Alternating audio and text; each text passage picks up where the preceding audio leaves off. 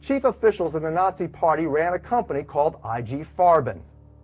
They were contracted with Rockefeller Standard Oil Company to develop rubber and purchase oil to gain the fuel for Hitler's war machine.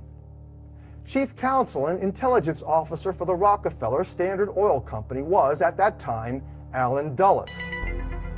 Here, from CBS News' award-winning correspondent, Paul Manning, from his timeless text, Martin Bormann, Nazi in Exile, is a photograph of CIA Director Allen Dulles next to IG Farben president and Rockefeller partner Hermann Schmitz.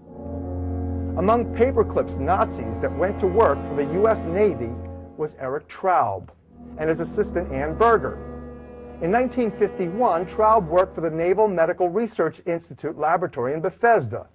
His work with Berger included investigating 40 strains of highly infectious viruses. Eric Traub was Hitler's top biological weapons developer. So America actually inherited Hitler's biological warfare program, and Kissinger knew all about it. 2 decades later, Kissinger was positioned in the Nixon White House by Vice President Nelson Rockefeller, who also appointed Henry to direct the Council on Foreign Relations study group concerning the deployment of nuclear weapons throughout Europe. This is how America came to develop, with the help of Kissinger and the CIA, its modern arsenals of nuclear and biological weapons. It was a sweet marriage between economic and political interests, government and private industry, directed secretly through covert intelligence.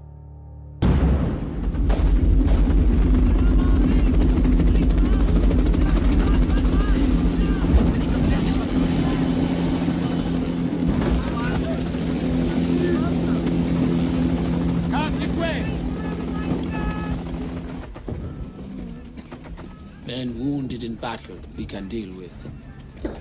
But this strange disease. 30 men dead yesterday. 18 the day before. We need supplies. Plasma, penicillin.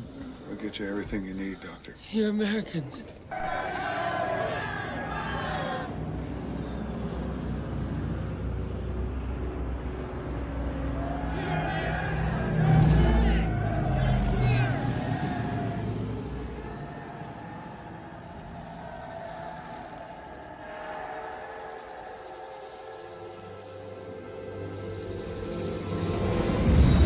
Now, there is one other official policy to consider as we begin this critical analysis of the United States government's featured program, History of Bioterrorism.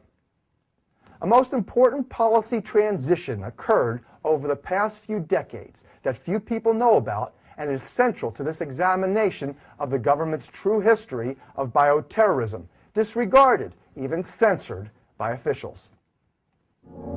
Just 2 decades after the report from Iron Mountain was released and its policies enacted, a policy transition known as the Revolution in Military Affairs occurred. This transition is formally credited to the United States Army's War College that issued a report on this revolution in 1994. But many of its strategies for population control began years earlier, as you can see in this publication from the 1960s. How important is this revolution? The military equated its content to the discovery of gunpowder and the atomic bomb that revolutionized warfare globally. This new type of military action emphasizes warfare, mistakenly called non-lethal.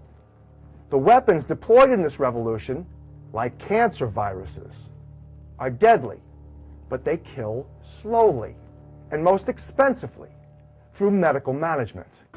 This is morphine for the pain. This is for the nausea that I'm going to have. The constant battle with disease and pain has also left Jim struggling with depression. God, I hate that stuff. Being tied to the pill bottle, being nauseous and sick all the time is not quality of life for me. That's not life. I mean, I'm living, but I'm not part of life. Come on, Jim, relax. Relax. I don't know whether just to stop all the medications and allow the disease to run its course, or to keep fighting. My dreams lately have been reliving my life. Every time they tell me that I'm near the end, I do that. These non-lethal armaments include the use of toxic biological, chemical, and electromagnetic technologies, including genetically modified microorganisms called GMOs, used to slowly but surely make people sick. Here is where the use of the media, and especially Hollywood, comes in. Critical for the success of these weapons of mass destruction and these secret military operations is what's called command and control warfare, abbreviated C2W. Officials at the War College were very concerned that these new systems of control may run contrary to American values, and that their introduction might be opposed by, quote, unconditioned individuals. So the media has been used to change American values and condition everyone to accept new wars and methods of conducting war. Infusion of psychiatric teachings into American government, academic institutions, schools, and companies.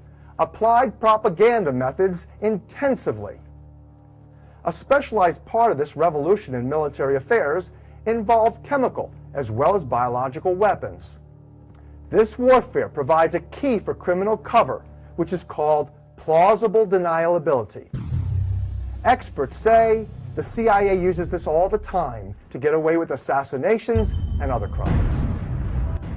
Worst of all, no effective cures can be found while the scientific community debates for decades about what is actually causing the many contemporary sicknesses and diseases experts increasingly say are related to this 1-2 punch, chemical biological intoxication. Watch now as we begin the United States government's version of History of Bioterrorism.